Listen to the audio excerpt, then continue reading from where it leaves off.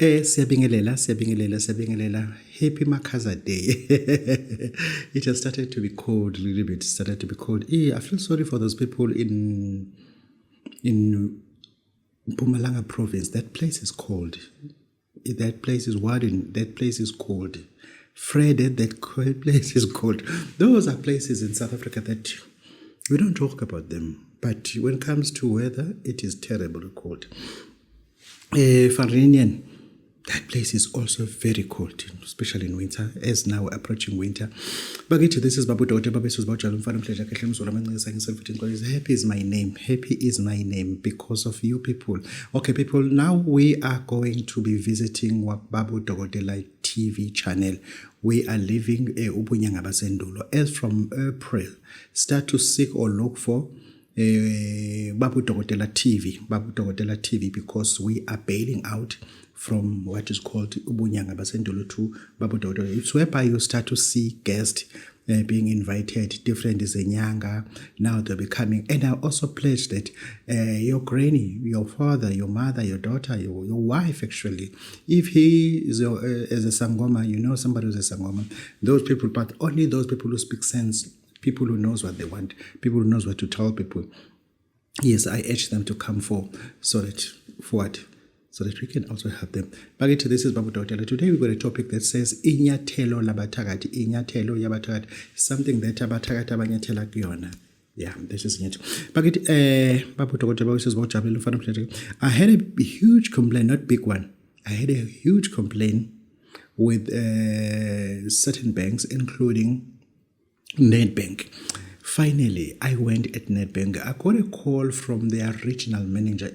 What a disciplined gentleman. What?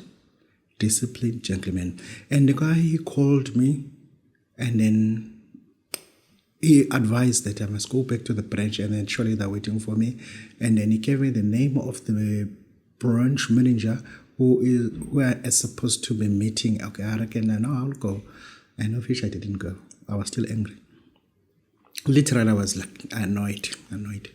Then I delayed by 2 days and the branch actually called me like 2 times, 3 times, paging me to come. Edging me, not paging me, edging. English. What is to page somebody? Page somebody is a P-U-R-G-E. That is page, not a page. Oh, Maniam, you learn everything. Okay, they were not paging me, but they were edging me to come and collect your cards. Why cards now? I finally went there. Okay, I was supposed to be meeting a branch manager. Unfortunately, she was late to go pick up the child because my hands were always full. My hands are always messed, dirty, and I've got a lot of things to do. Believe you me, people, I've got 20, I'm in a 19th floor. 19th floor, where people come for izinto zesintu. 10th floor at 1001, there is a clinic for Babu Daughter. Now I bounce up and down. If there is an emergency on the 10th floor, I have to leave those people there. There's a 10th floor. I just bounce up and down till whole day. And then myself too, I didn't have quality time. I must just exploit it. In Nedbank, I met one of the ladies. What a round-faced lady. Now she was so kind. Believe me, she was so kind. But she said I must drink tea as well. The experiencing nayo wena wakabi nayo. Ngilenzelwe uTholani wakaMthembu endaweni kaSemagcakini oganele kwaDlamini, uDlamini uyiNazaretha. I assumed Nazareth, yeah. Ogane khonaka. Then siyabonga kakhulu kwesipari ukuthi wathatha uTholani but ufuna uye kutshwala bisibala. Razo ye kutshwala, yeka nje utshwala bafo, yeka utshwala. Uma ngutshwala certain things zingahamba kahle because I don't believe ngibene sibaro dakwayo. Yeah, sibaro wami lo ufuna simtshele iqiniso ukuthi sibamba ngogrey line omhlophe line oyigebengu. Sibaro mengaye kutshwala everything will go well. Yeah, uDlamini ke loyo sibaro wami simthanda kakhulu thina bakaZuma, siyamthanda nabakaMthembu bamthanda, but uma ngaye kutshwala everything will go well because we are driver uzokwenza ama mistakes that will require to use the substance that he's taking. Yeah, utshwala doesn't take anyone anyway. Yeah, sibari wami loyo. Okay, asize lana ngilana ke. UNedbank ungisurpriseile. Nedbank ungisurpriseile. This is polento le. It's written in English. Experience the best with Nedbank. Wow. And then it says here, DE Zuma Durban CBD. See money differently. Will I see money differently? Surely I will. Yeah, then lana bengilanda ke ikhadi lami ke lakhe. Safuna sikhulume ngale envelope abangilayo. Yeah. Buka lana ke. It has a Visa and it has American Express. They gave me like 2 cards. You see? They gave me like 2 cards. Yeah, this is Nedbank. This is fascinating actually. This is fascinating. Let's start with Visa. Which one is Visa? Okay. This one is Visa. Yeah, Nancy Visa. Invisible. Yeah, it's still, there's a glue behind it. And okay, this one, this card, it has 5 pins. 1, 2, 3, 4, 5. That's my pin number for this card. You understand? This is an American Express. At my age of 53 years old, Imanglang Pata, the American Express card. How's that? Because of Nedbank. Nah, so say beg I get now like. Nedbank gave me something like this. This is American Express card. This is my Visa. I'm showing people on Facebook as well. Okay, let's talk about American Express card. When you swipe that card, it gives you double points. I'll swipe ngolaino wo mama. Yababa. I'll swipe. This is a platinum. I'll swipe debit card. I'll swipe ngolaino wo mama. Swipe ngolaino is my business because sinendektiwa I lounge. It's figure ema airport. Yes, ema airport. Lana also kuhlukana khona uclever. Yabo, sekuhlukana uclever sebe ema lounge. Then ke uso swipe American Express card yakho. You swipe it and then uyangena udlala phansi. Uyayizwa lento engishoyo. Then it is Ilona Bank ngiyaqala believe me ngiyaqala nginawo ama bank now can't even mention their names ngiyaqala ukuphatha American Express card and then ngivese ke ngihlale lounge vese ngihlale because I'm a private client with certain banks but now Nedbank has made it worse. Okay, the beauty about this card, it's not a credit card, it is a debit card. What it does, if I'm going overseas, I can also use it. Sooner or later, I'll be in Mozambique, I'll be in Switzerland, I'll be in Uganda. Thereafter, the last trip to be India, Rajasthan. I'll be in India. Because of Leambile Sekona, sesaphozile ngoba indlela e-India idlula e-Dubai, idlula e-Yemen. Do you know that we idlula Yemen?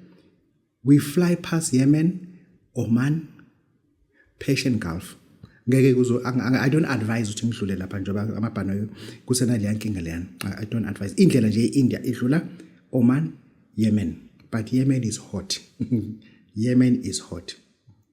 Don't misunderstand it. Don't undermine Yemen. Thereafter le cutting zwazi ukuthi senza khona ngisho ukuthi Nedbank. Thank you very much. Thank you very much. This is Babu Dodo. This is what you have. But this card, ngilikhiphe le card. Le card lela I'm going to use it. This is one of the best cards that I'll use it for Babu Dodo. Expiring date yalo, it is 1 blah. ECCV code, it is blah blah blah. Yeah, and at least ke sengina ke kunabantu kade sisebenza nabo ngokwe business wanting to pay me through Nedbank.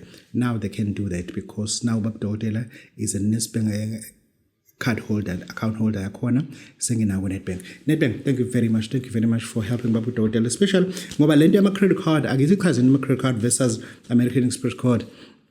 I-credit card inokwenza ukuthi uyikhokhela ngofuna ukumasha yabo ayizosibana ngalo lapha kanti American Express card ngiyahlikihla ngiyadlula ngoba Babu Dodo lapha ngiyakhaya. This is Babu Dodo. This is what you Nedbank, thank you very much. This is Babu Dodo, especially to CBD branch. The professional within the staff, it stands out. It stands out because we need a bank and their profession. Actually, we need it. By far, Babu Dodo was treated very well. Not specially, was treated very well. Yeah, this is Babu Dodo. I guess we don't promote Nedbank. I'm telling about my service with Nedbank. Nedbank is paying for my car. My van that I'm driving, JC, was financed by Nedbank. This should not be a secret. That should not be a secret. That should not be a secret. Nedbank has been there, and then I'm driving the van. And then the beauty about Nedbank, a financial department, or division, I don't know, it's thinking. It's a department or division, I don't know what to call it. They are so good. They tell you exactly when they will debit their money, especially if kuzoba holiday, they advance you, they tell you so that you'll pitch if you got something wrong. But they tell you they deduct 14,000 every month for that van. How's that? 14,000 is somebody else's wages. I only use it just to pay. And I'm paying CMH. CMH, I'm paying 16,000 rand for one of my cars. Just imoto kuphela. Ngiyakhanya, imoto kuphela. It's somebody else's wages. Just ngikhokhela imoto. My rent is 33,000. How's that? 33,000? 16,000? 14,000? It's somebody else's wages. Yeah, Nedbank has also intervened. Say, Babu Dokotela, we will also help you to buy the car that you want. As long as you can pay us 14,000 every month. I said, definitely do it because my rent is 2 times. My rent is 33,000. I'm not hiding that. My rate lehlala khona ngikhulume then izobe siyagcelaza kakhulu ke lento le. Ngisho ukuthi la eminyangeni ningasithatha njengenyanga, but abantu basema bank, they don't treat us njengezinyanga, basithatha njengama client. Believe me. Irrespective siyitholayo sizinyanga singakufanele. I'm standard 4 to standard 6 by qualification, and I don't deserve to be respected so much. This is Babu Dokotela. Asingeneni ke. Bakithi kunento engifuna ukukhuluma ngayo that I find it late already to ngakhuluma ngayo. Altars. What is an altar? If I'm talking to you as an altar, about an altar, what comes into your mind when Babu Dokotela is talking about an altar? There are altars ahlukahlukene. There are altars otshwala. There are altars a gambling fraternity. There are altars ahlukahlukene.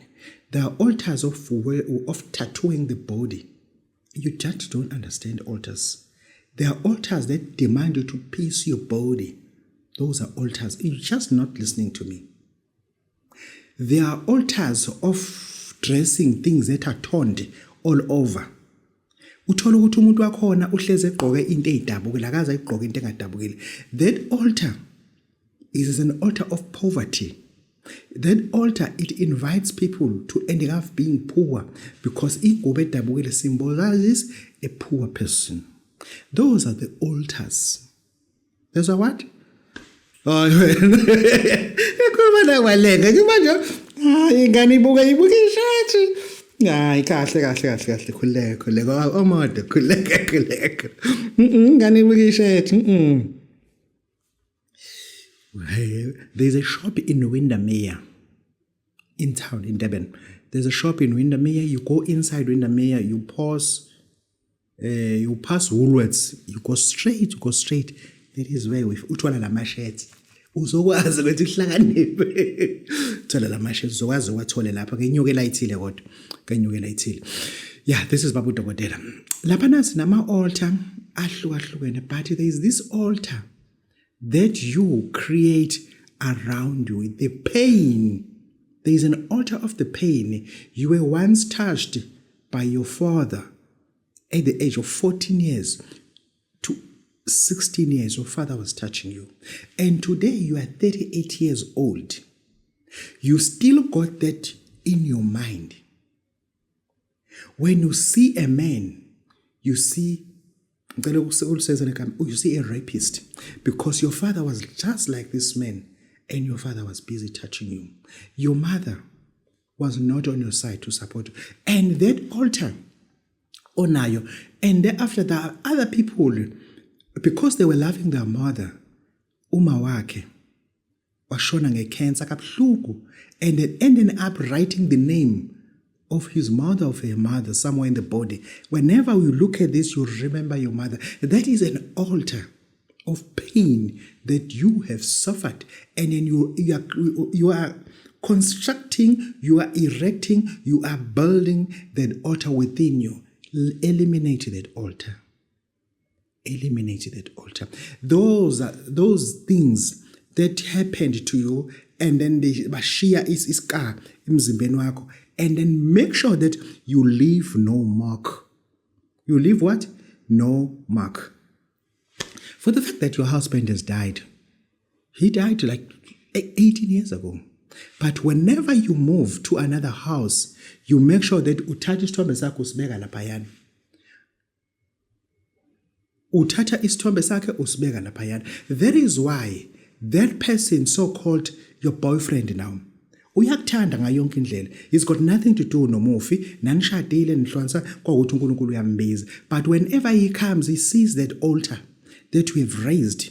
Because to you, whatever that comes, but it does not beat that altar, you are not listening. You are not. Lo muntu uyakuthanda ngayo yonke indlela. Kodwa umefika ubuza uthi esaba lesithombe, uthi wena esaba kwala ekhaya, athi awona wasasihle. Benihlala la verse, athi hayi sesimuve kathathe lokashona. Okay, hayi no. Uyasinda la ndlela, kuyasho ukuthi nginendoda. Ngeke aphinda buye. Ngeke aphinda buye. Leza zithombe leziyana thina abantu besilisa mesizifica zilenga udongweni. Ziyasideter from us coming back. Ngoba mina njengendoda ngashona lo unkosikazi many years ago engozini emoto betli ngahlala nami esibhedlela 6 months ngidlela ngilemele ngapha, but emva ukuthi kina 9 years ashona anginaso isithombe sakhe esidanda la endlini.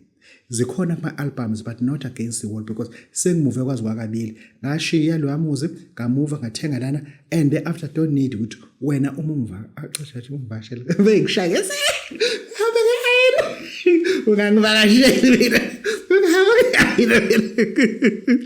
ufike ngingeda ngabe ngivakashela ngingeda uzophela iayina angiyonto kudlala mina xekhiso headboard uthatha inyanga uyibeka headboard ungangithathi nje kanjalo nje angiyona lo hlobo enyanga ithithizayo mina ngithi hey makhosi ayanhlanu msangana.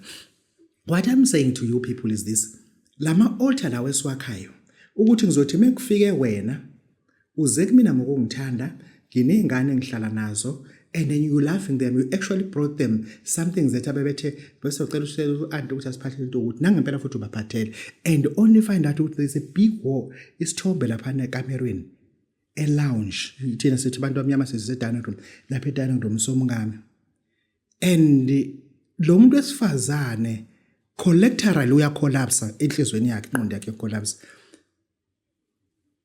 Uyazibuza ukuthi uma lo muntu esabeka izithombe zomkakhe ezilengayo, mina ngizokwenzani phola? Akasho ngathi ahlangane ehotel emzini umkakhe la beka khona izithombe. Kunezinto wena onazo njengamanje emzimbeni. You got a tattoo because the tattoo, what happened to it was so bad. You ended up tattooing your body. That is an altar that we are dealing with. This altar, and they don't help people to be promoted. Impilo yakho, you have to promote it by ubhidlize ama altar of pains. Ubhidlize ama altar of pains. Period. Because mina njoba ushadile, mina ngineqiniso nawe. Uyangibamba ngoba umhlophe. Ngineqiniso nawe. Wena uxesha irege suka la 8 episodes u3 eza awushadile nami. Eyandere ngoba umuntu oshade naye uNkulunkulu wambiza. Yabo, that's not my fault. Uma mina nginawe ungayifakela nje ringe encane yomtsako lamaringe nofaka ungayifaka noma kuphi. But lewa ushado lo yamuntu. Yabo. Angisho ukuthini khohlwa wena completely, but ngithi ngimhlophe phambi kwakho manje. Kodwa wena unale iqiniso, awukhanyi ngale iqiniso engilifunayo. Engisho ake sizibuke zonke lezo zinto. Ake sizibuke zonke lezo ngoba those are the altars. Ubona ngathi wena abantu abaningi abayikho into ebambekayo bayenza because kunama altars aphambi kwabo abangafuni ukwaphusha bawabhidlise.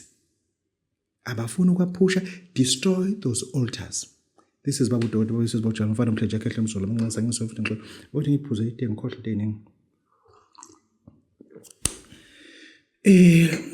La bakithi ngifuna sike sikhulume lento le. I did say that let us employ youth. Let us employ abantu besifazane. Let us employ abantu abafelwa doda sibona ukuthi nizokwenzeka ke employ abantu abatheme bekufunda bangakwazi ukuthola imisebenzi bahamba bogana bebancane manje izinto azisenzeki. Let us employ this. Mina uma ufona lana ucingo liyabanjwa umuntu wesifazane liyabanjwa umuntu wesilisa because I employed bonke abantu and abantu abasenza bawudodela. Yeah, bakithi angizivale lento lena ubuthakathi ngomabhebeza. Yabona sakhe umabhebeza abantu bayitshela ukuthi umabhebeza abawazi umabhebeza. Did I say that? Kakhe umabhebeza. Kunomuntu othi babudokotela nginebhizinisi ye-Uber. Umabhebeza ungangisiza kanjani? Babudokotela nginebhizinisi ye-tech shop. Umabhebeza ungangisiza kanjani? Babudokotela ngihlushwa igebengu abangena baphuma emzini wami ngidayisa ngengodo ngidayisa amaplanka kodwa njalo ngiyafuka ama-blocks awu-8 awekho kuvuleka isikhala ucingo bayisikele ukhona umabhebeza. Did I say that? Ukhona umabhebeza. Uma ukuthi ufuna sikuvalele izitha sikuvalele igebengu sikuvalele abathakathi ngomabhebeza ngifuna ungitholele inality 4 small size needles inality ezu4. Uma usuza kubaba udokotela uphathe imali amabhebeza ke ngisatshela niyawazi amabhebeza imali uphathe imali amabhebeza lana suke sivala ukuthi no more umuntu ozokhohlakaleza ekhaya no more. I repeat no more. Siphinde siyothatha umabhebeza siwufake kwi-Uber uyawutshela kumabhebeza umabhebeza uma usuhlala emotweni ekhumbini ebhasini eTaxini ku-intertaxi yakho lento uyisebenzisayo awukhishwa ke khona umabhebeza lo. Esitolo sakho uyawutshela umabhebeza ngwakhela ukuthi ube liquid ube versatile. Zwitsi ngisibe versatile. That is in English versatile. You like that? Yeah, umabhebeza siwakhele lokho ukuthi ke umabhebeza ongene kuzo zonke indawo. Kodwa nje wena uthi babudokotela I hate you talking about umabhebeza but mina esikwi-situation yami as a person who is an attorney and ama client babudokotela I'm afraid ngoba I'm a professional lawyer ukuthi ngingakhuluma nawe inyanga ngema client but ama client babudokotela ayaqoza and then nami ngazi imikhona into ekhona bakithi nina eniku legal fraternity you are fooled. Nidila namasulmane nidila namandiya angama-Hindus. That is why into zenu zisilokanga labantu bahamba the most powerful altars. Mina angisazi isigodlo esingaba namandla esingadlula i-altar yamasulmane in Ajmer Sharif. Angisazi isigodlo engathiwa lesa sigodlo sidlula i-Ajmer.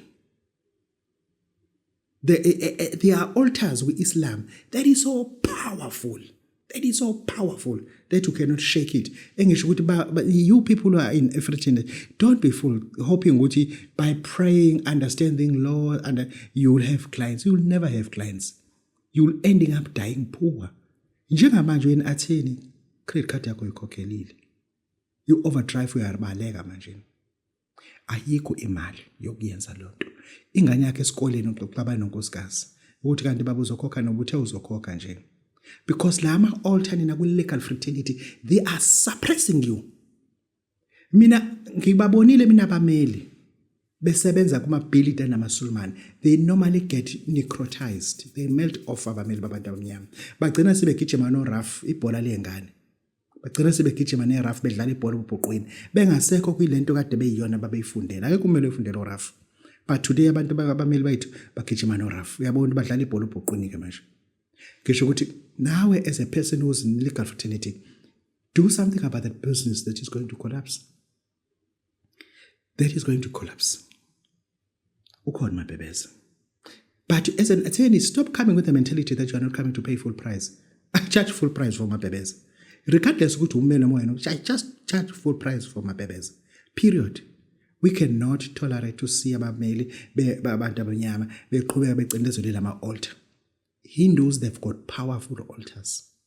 In their cause, they are legal gods. In their offices, they are legal gods. Each and every office, there is always a god because they suppress anything that is around them. This is Babu Dotela. Do something, I will help you. If you find my bebeza, I will help you. Could if you look my bebeza and was school mala. My bebeza could be corrupt if you find Swedes will be corrupt. Yeah, bakithi, this is Babu Dr. Babu Sibojalo. Lo mfana unjani? Muhle ngathi ushaya ithekeni yakho. Ngathi nothi ngishaya ithekeni yakho. Yabathi ngishaya ithekeni yakho ukangibona uphinde ushuthe nami. Ithekeni yakho iyasitisha ithi namba abantu bami. Uthi xa wenza nje wasithi uthi ake ngimthandi Babu Dr. ngiyajabula nami umthandi. Kanti yazi ukuthi ngihamba ngeayini. Ngendlela bhayiza ungabathi ithekane nje icansi zayiyeka kake phethe into enjani eyibona nawe le nto ukuthi ngiyisikweleti thina sithatha inamba ingane ihamba nayo sithatha inamba ingane ihamba isikhwahlele ithi ayongeke wena yongeke wena yini manje yini ithi 1 ngiyacica ngimhlophe ihamba nawe ithekeni asika khohlana ile ntweni la bakithi ngifuna ke sikhulume le the year 2026 uzwise obukhulu ubuhlungu empilweni siswele into eziningi u2026 compared to 2025 ebesicanje kusolunga abantu baningi even into ngokwembatha kunzima ukuyithenga 2026 the hopes abawatsheliwe kade kuyinkonzo yokuhlukanisa unyaka ayenzeki sikumatch manje ayenzeki kanti izokwenzeka nini this is 2026 ngifuna ukuthi ngikwevezele ukuthi I am a traditional health practitioner I'm a professional ebunyangeni I understand physics ukuthi kwenzekani psychology kwenzekani social life kwenzekani ku March asikho kwisikhathi sokuthi sothi waza no 10 billion kuba budokotela waza no 9 billion babudokotela no ifuna wena ozwa le pain lena as a teacher unamahloni ukuvula i-lunch box phambi kuma colleagues akho because brown bread and irama not iflora yabiza irama ne peanut butter uyifakile wase wafaka ijuice yengane esikhafi unamahloni waboil iqanda elilodwa lifaka eceleni ushasa ngathi uhealth awukho health akwenzeki as a nurse ugcina usudla ukudla kweziguli akwenzeki we cannot be enjoying poverty around abantu they abayakuzama abakutshela bakutshela 2025 akwenzeke ngifuna uma uthi babudokotela I'm eating from the grass sengicosha phansi ngedli sengidla ngisho amakhasi ama orange help me lo nto othi unayo esandleni come and seed it igama lithi seed uyatshala ngoba izovuneka lento yakho when you seed izovuna lento yakho ake sikulekelele nje sikulekelele uphume kule psychotherapy yakho onayo ingqondo yakho ibhede kakhulu utshelwe izinto engezona sizokusiza we cannot but I need to tell you the truth I'm not going to make you rich I'm not going to make you a billionaire I'm not a billionaire myself for the fact that when I was 40 years I had R1 million already it is not your fault I was not competing with you were too young for that. You are 37 years old. We are 3 years to 40. You are not going to have R1 million unless you change your attitude towards alcohol and friends. You may have 2 million at the age of 40 years. Kunezinto ofuna udlule kuzona kodwa. Yeah. But uma we don't talk about these things, abantu bazocollapse abazi ukuthi siyabiza sokuthi ngithi mina lokho onako uma ubona ukuthi inhlupheko iyakudla akulaleki kulungisa ukusiza. Uyazi bakithi ake sivume ukuthi kunento efuna siyikhuluma ngoba manje siyathola ukuthi kunabantu ababreakayo. There are people pushing other people, who are bullying other people. Kunezinyanga ezazi ukuthi yona imiyaka isigubhu iphelele eminyangeni. Isigubhu asiyona iprofession. Isigubhu asikwenza ukuthi wena wenyanga yangempela enkulu nezinye inyanga esithi masifike ukosibona izigubhu ngisho sihlangana egceni sibona izigubhu that does not make you inyanga. Isigubhu is not a qualification or a profession. Wena nyanga ongasenza labantu isigubhu into oqala ufuna uyirespect uma uyinyanga. Akuwena inyanga ilabantu abakuwena emzimbeni abazinyanga. When they use you as a courier, as a vessel, ibona bazenza igubhu futhi abayifuni isigubhu. Kufuna ukwemukela ukuthi labantu abakumina they don't take this and they will never take this. We understand. Engisho ukuthi asikuvumeni ukuthi asizukwenza yonke into ngoba sifuna ukubona ukuthi sizinyanga ezinkulu. Athi omunye babudokotela ngifuna ukwakha indumba manje abantu ngifuna babothe inyanga. Kunendawo ezinganayo indumba vese. Emakhuzeni thina amakhuza sinayo lento ekuthiwa uguqa standards sino round. Manje lento eyindumba into mentality yabantu baphesha ukuthukela eksekufuza ukuthi wonke umuntu oyinyanga egcina kabe nendumba. It does not work like that. Sinendawo ngakithi ekuthiwa iseCabhane, sinendawo ekuthiwa iseMahehle, sinendawo ekuthiwa iseHlabeni. Lezo ndawo ngeke ufice kugcwele indumba. Kuno round khona, roundover in English. Ngisho ukuthi wena qala ulalele abantu abakuwena abakuphethe ukuthi bathini. Ungenzi into esure abanye abantu abangani bakho bethi hayi ufuna uzakhe manje isigubhu ngoba lo muntu okuwena okufuza umlalele. Njenganami nje mina ngangenwa abantu abamanona babe clean kakhulu, yabo, ababe clean nje kakhulu. That is why ukotini ngubamba ngeqiniso. Kunomuntu othi uma engenwa abantu abadala. Angena abantu abadala wona uyibona ngathi ungcole kanti cha ibona abantu abadala uma usephila impilo yabo. Angisho ukuthi we not bullying each other, we are not mocking each other. We have to respect the space. Uthi wena ungazenzi imbiza, you in the right path, usendleleni right, ungazenzi futhi imbiza, ungazenzi wena uthi ozenze sesichithi ungasenzi futhi because lo muntu okwena akasifuni. Nje ungasenzi igubhu, lo muntu okwena akasifuni isigubhu. Lokho ufuna ulalele yena kuqala rather than ulalela abangani bakho babona ku social media ongabazi futhi abawewe kublock umkhuluma into enonsense. Idlozi lakho liblock, lalela lona. Lana ngiphethe inyathelo ebengifuna verse ukunikhulumisa ngalo. Inyathelo lihle, inyathelo kubasebenzi bami ngikhiphe oyedwa abasebenza kuthiwa uMnguni. Ngathi akahambe ayingakithi emakhuzeni. Ngifuna aqale kwaBhaca ezemakholweni aphume ngenhla komnamana. Into ayenzayo kunomuthi engifuna awumba abuye nayo. Azawuqhamukela ebazini. Ngifuna lo muthi abuye aqhamukela kangcola kaxali ngena abuye nawo lo muthi. Impumulwane lapha nginawo uswa lo muthi ufuze ubukhona. Ngifuna abuye nawo lo muthi. Lana nginakhela umuthi esiubiza ukuthi inyathelo labathakathi. Inyathelo labathakathi lakhiwa ngenhlabathi emvukuzane. Uyafa umthakathi. Uyafa umthakathi. Ngeke siphinde sikwazi ukuba compromised. Akekho umuntu ozokuchelela imoto yakho ungashongo ukuthi ufuna icelo. Isango lakho lichelelana. Uyavuka egcekeni lakho kushane. Ubani noshanele ebusuku ethi silele. Ethi shanele bishanele lami. Ube ngashaneli, ubedonsa ihlahla ngoba enzela ukugqiba inyawo zakhe. Abathakathi badonsa ihlahla uma ehamba. Uma esephuma umzulu umuntu ubeka phansi akahudule nezopho khona uzokwazi ukuthatha inyawo zakhe. Lo muntu loyo ufuna simshaya umuthi. Inyathelo siyalidinga. Inyathelo uyalidinga ngoba le mali eniyikhiphi radeni bethela angeke zibuye. Every 2 to 2 years abantu bayabethela. Faka inyathelo. Ukumisa ugobela uthi awumi uthe uzuma ngeke ngifake inyathelo. Akuchele ngenyathelo unginike 1000 rand, uchele inyathelo uchele ubone ukuthi kuzokwenzekana kofa umfowenu ngoba uyena uthakathayo. Kofa umfowenu ngoba uyena uthakathayo.